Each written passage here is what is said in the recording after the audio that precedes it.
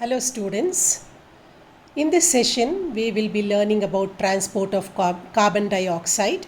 This is Dr. Hemlata from Maharani Science College for Women, Bangalore. So what happens during metabolism? You need oxygen. So you're taking in oxygen during inspiration. Then exchange of gases will take place. Then oxygen is carried by the blood to the heart and supplied to every cell of the body. Then it reaches the cells. The cells will use up oxygen, and when oxygen is used up, it brings about the activities, metabolic activities. Then oxygen is used to make ATP. ATP is used as energy for the activity of the cell, and as a byproduct, carbon dioxide will be formed. So this entire metabolism happening at the cellular level is happening in the mitochondria, and the amount of carbon dioxide produced by a cell is directly proportional to the rate of metabolic activity happening in the cell. The more metabolic activity happening, more carbon dioxide is produced. For example, if a skeletal muscle is showing some activity, then more carbon dioxide is released. This carbon dioxide is a waste product. It has to be taken back to the lungs and eliminated. And this transport of carbon dioxide from the cellular level back to the lungs to be exhaled or expelled out happens in three ways. Transportation of carbon dioxide from the cells through the blood to the lungs will happen three ways. The first way is the carbon dioxide directly dissolves in the blood.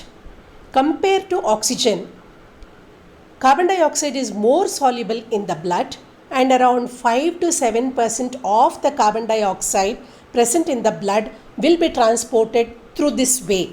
That is, by direct dissolution in the blood, about 5 to 7% carbon dioxide can be carried, and about 10 to 15% of carbon dioxide will bind to hemoglobin, that is the respiratory pigment which is carrying the oxygen. So it can also bind to carbon dioxide, and it forms carboxyhemoglobin, or the carbon dioxide can bind to the plasma proteins, the proteins which are present in the plasma, and they can also carry. So the second way of transportation of carbon dioxide is binding of carbon dioxide either to hemoglobin or the proteins present in the plasma and transporting it back to the lungs. About 10 to 15% will happen this way. The third major part of transportation of carbon dioxide is in the form of bicarbonate ion.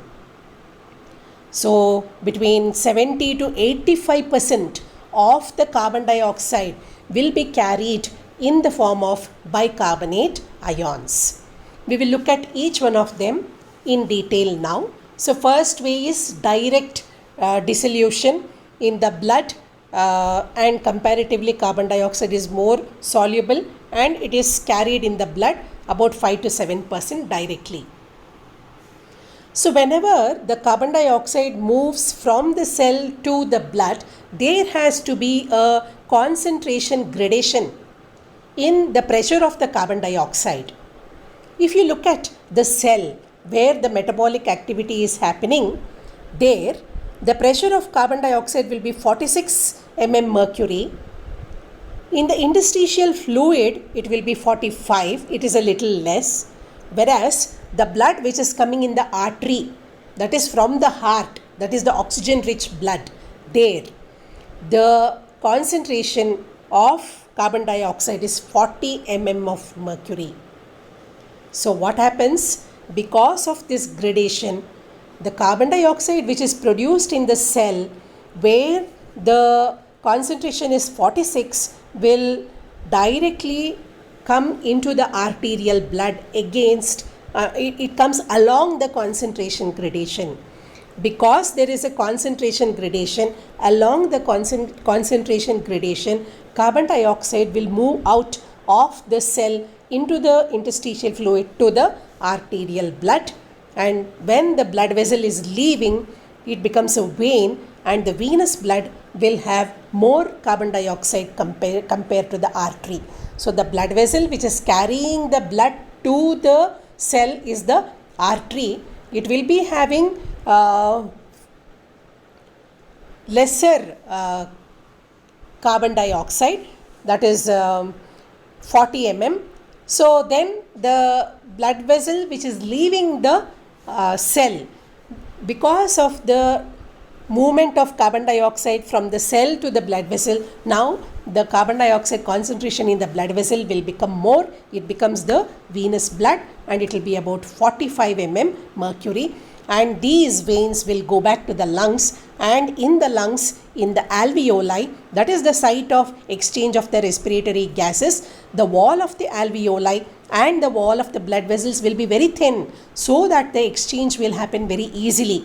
So there the pressure of carbon dioxide inside the alveoli will be 40, so that the carbon dioxide from the vein will easily get into the alveoli along the concentration gradation from 45 to 40. It moves and it enters the alveoli, from where it will be expelled.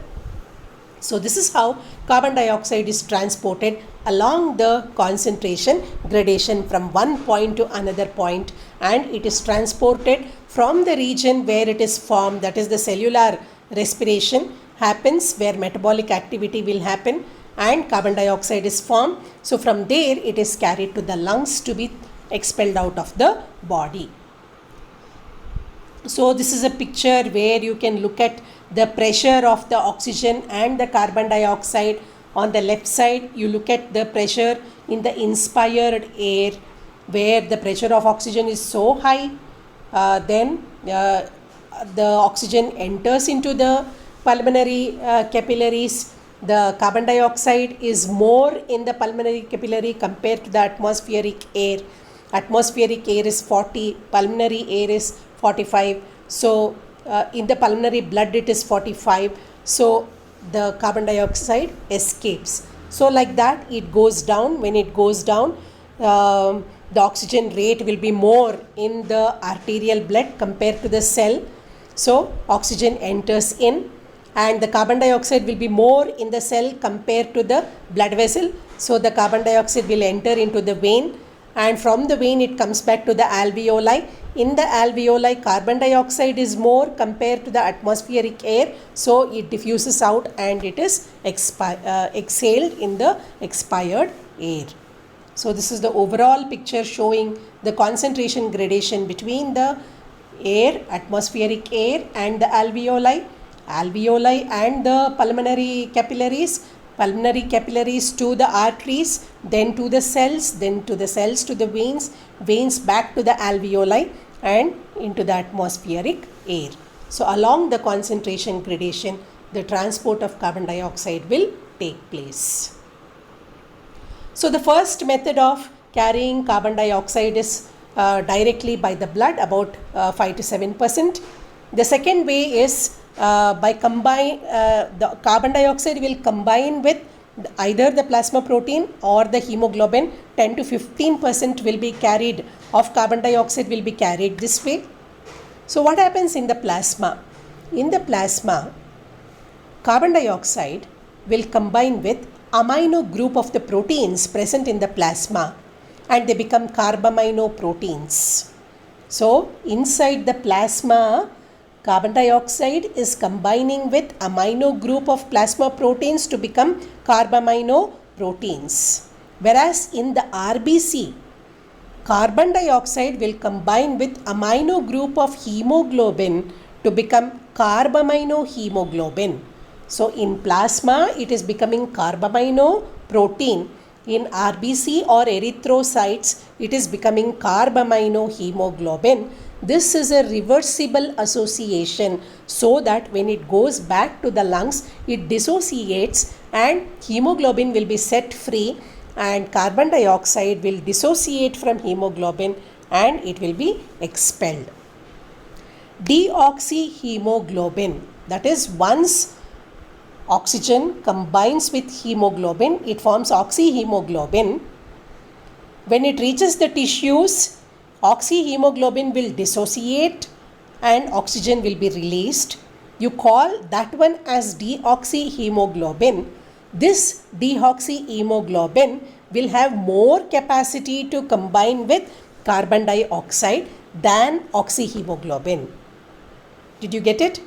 When oxygen combines with hemoglobin, it forms oxyhemoglobin. This oxyhemoglobin will not be able to combine with carbon dioxide. Once the oxyhemoglobin dissociates and oxygen is used up by the cell, then it is called as deoxyhemoglobin. Deoxyhemoglobin has got more capacity to combine with carbon dioxide and it forms carbaminohemoglobin, which will be taken to the lungs where oxygenation will happen. Once it reaches the lungs, carbaminohemoglobin will break, carbon dioxide will be released, carbon dioxide unloading will happen. Release of the carbon dioxide is called as carbon dioxide unloading, and this is Haldane effect. So this you have already studied in the oxygen transport. In transport of oxygen, we have spoken about Bohr effect, Haldane effect. So this is a part of Haldane effect, that is unloading of carbon dioxide, that is releasing carbon dioxide is a part of Haldane effect. Now the third major way of transporting carbon dioxide is in the form of bicarbonate ions. So let us see here. On the left side you have the tissues where you have the cells. Cellular respiration, cellular metabolism is happening. Carbon dioxide is formed. This carbon dioxide from the cell moves into the interstitial fluid. From the interstitial fluid it enters the blood vessels, and carbon dioxide first will dissolve in plasma and it will combine with the plasma proteins to form carbaminoproteins. Then it will, that is one part. Another part, when carbon dioxide enters into the plasma, is carbon dioxide combines with water to form carbonic acid, H2CO3. This happens in the presence of an enzyme, carbonic anhydrase. When carbonic anhydrase is there, the reaction happens faster. This carbonic acid H2CO3 is unstable. It dissociates and it forms hydrogen ion H plus and bicarbonate ion HCO3 minus. Now what happens to this H plus? H plus will combine with plasma proteins, or it can combine with hemoglobin to form HHB, hemoglobinic acid. What happens to these bicarbonates? These bicarbonates will be carried, more than 75% of carbon dioxide is carried in the blood in the form of bicarbonate. We will look at what happens here. When carbon dioxide is released in the plasma, carbon dioxide will dissolve and it is carried as such 5 to 7%. Some part of carbon dioxide will combine with water and the reaction is very slow. In the plasma there is no carbonic anhydrase. Very slowly H2CO3 will be formed, carbonic acid, which will dissociate into bicarbonate and hydrogen ion will combine with plasma protein. That is one part.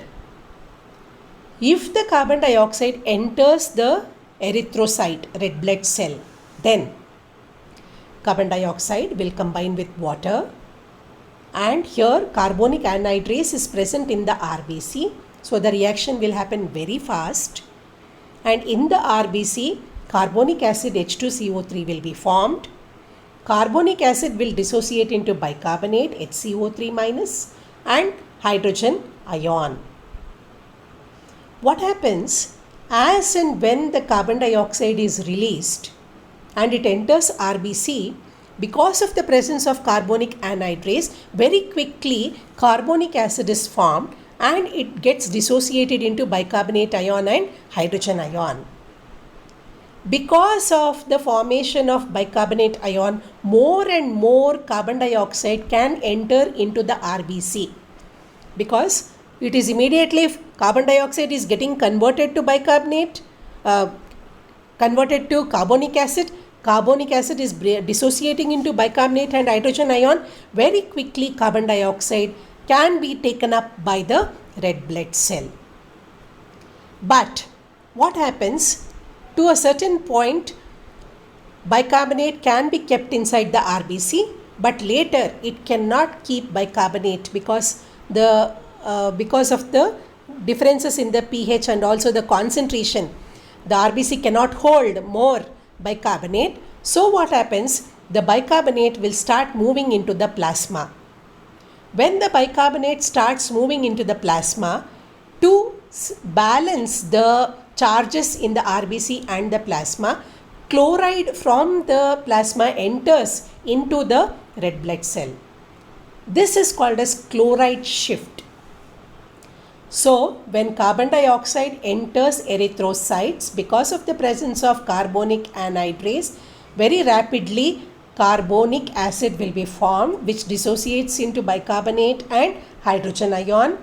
Because the carbon dioxide is getting converted, more and more carbon dioxide will enter into the RBC, more and more bicarbonate ion will be formed. But bicarbonate ion, too much cannot be kept in the RBC, so it will be sent out into the plasma. To balance the charges, chloride from the plasma enters into the red blood cell. This is called as chloride shift. Chloride shift happens when the chloride from the plasma enters into the erythrocyte. To balance the charges in the RBC and the plasma, chloride will enter into the RBC. This is called as chloride shift. Then what happens to some part of carbon dioxide? It combines with hemoglobin to form carbaminohemoglobin. Carbaminohemoglobin will be carried in the RBC to the lungs. So when it reaches the lungs, then what happens? The hemoglobin will combine with oxygen. Oxyhemoglobin will enter into the erythrocyte. When that enters, carbaminohemoglobin will break. Hemoglobin will be released, which can accept fresh oxygen, and the carbon dioxide will be expelled from the lungs. And oxygen, the oxyhemoglobin, the oxygen rich blood will be taken to the tissues where the oxygen will be released, which is made use by the tissues. So here you can look at the picture how the exchange is happening in the cell. Carbon dioxide is formed, then it enters into the blood vessel. Carbon dioxide combines with water, forms carbonic acid, which dissociates into bicarbonate ion and hydrogen ion. Hydrogen ion can combine with hemoglobin to form hemoglobinic acid, and the bicarbonate ion will go into the plasma. To balance that, chloride ion will enter into the RBC, and this is called as chloride shift. Now this is how the carbon dioxide will be transported from the cell to the lungs. Either directly the carbon dioxide dissolves in the blood 5 to 7%, or carried in the form of carbaminohemoglobin, or the carbon dioxide bound to the plasma proteins, carbaminoproteins, that around 15%, and more than 75% up to 85% of the carbon dioxide will be carried in the form of bicarbonate ions. So once it reaches, the carbon dioxide reaches the blood either directly or in the form of carbaminohemoglobin or carbaminoprotein or in the form of bicarbonate ion, it reaches the lungs and there it has to be released. So what happens here? When the blood goes to the oxygen, oxygen will enter the red blood cell. Because of the gradation of the pressure of oxygen, oxygen enters the red blood cell. When oxygen enters the red blood cell, then what happens? the deoxyhemoglobin, which is carrying the carbon dioxide, will break. It releases carbon dioxide and it becomes oxyhemoglobin. Oxyhemoglobin has got very low affinity for carbon dioxide, and this also will help in releasing carbon dioxide from carbaminohemoglobin, and it enters into the plasma. The carbon dioxide will enter into the plasma. This is a part of the Haldane effect. This is what Haldane has explained, how the release of the carbon dioxide will take place. When the carbon dioxide, that is the deoxygenated blood, enters the lungs, the oxygen, which is at high pressure, enters the RBC. Oxyhemoglobin will be formed.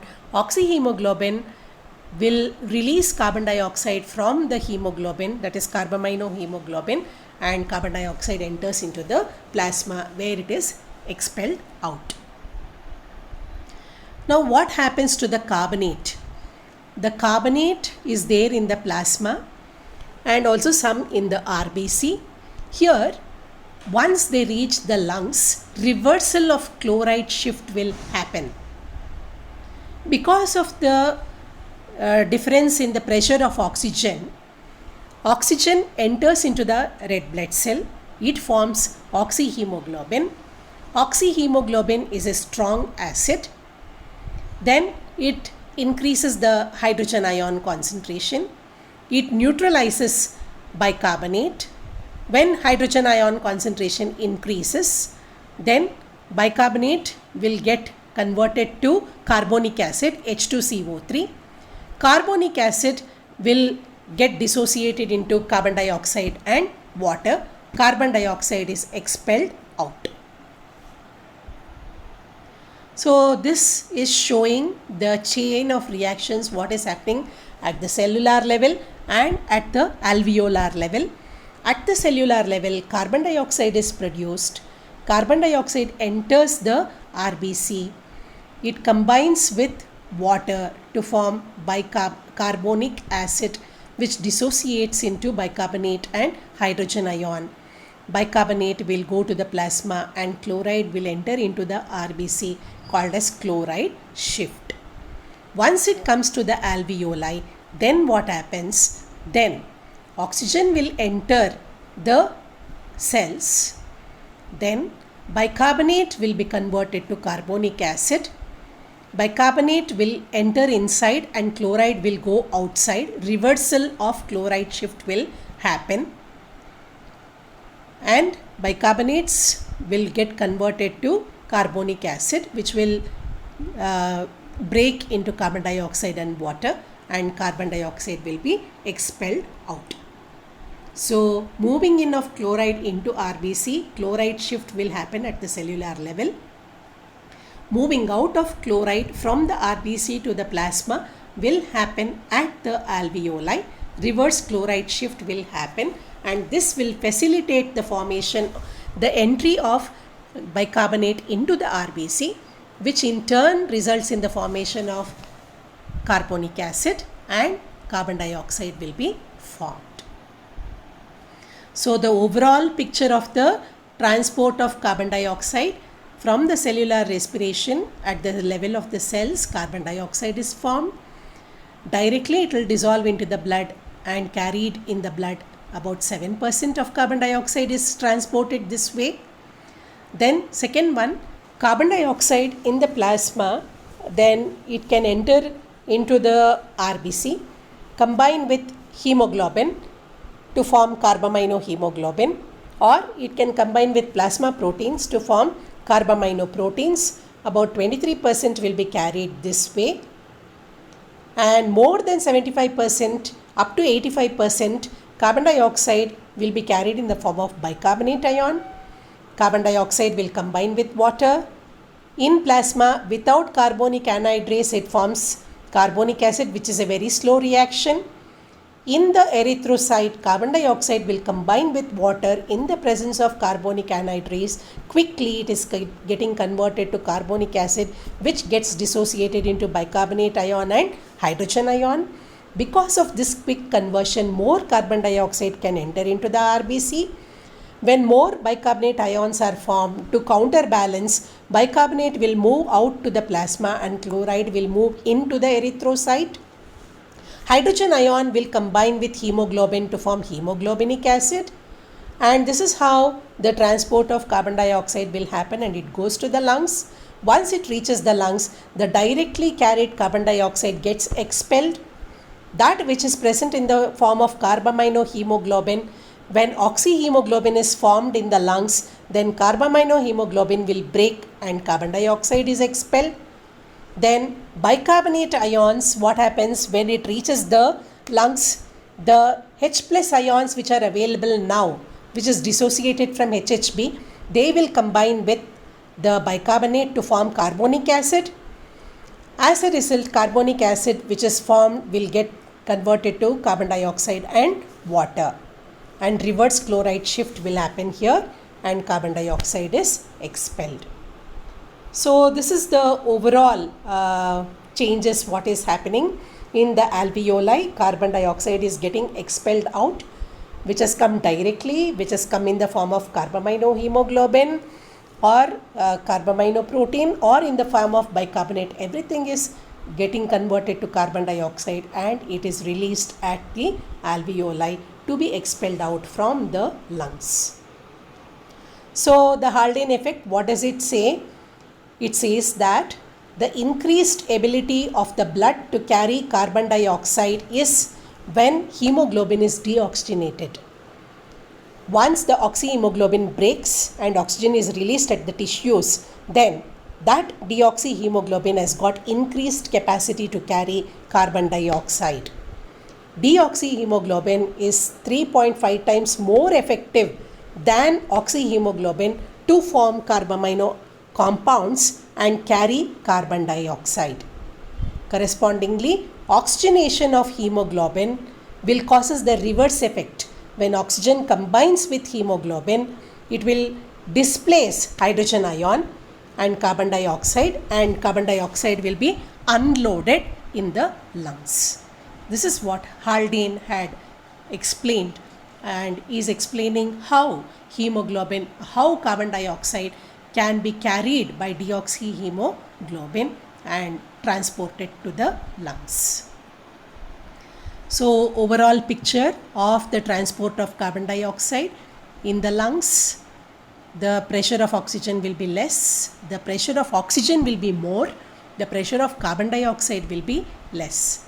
As a result, the carbon dioxide which is coming in any form will get easily exchanged between the capillaries into the alveoli, and oxygen which is rich in blood and less in the capillaries, because of concentration gradation, oxygen enters into the capillaries. From there it will be taken to the heart, so it will be carried directly. Very little of oxygen is carried directly. Majority of the oxygen binds with hemoglobin to form oxyhemoglobin.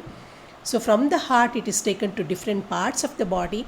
Once it reaches, it enters the cells, then cellular metabolism will happen.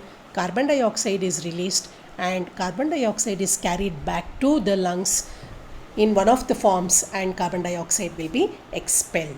So this is how the transport of respiratory gases will happen. So with this we have completed the transport of oxygen in the another video, and carbon dioxide over here. So if you have got any doubts, students, you can get it clarified by posting your doubts. Thank you.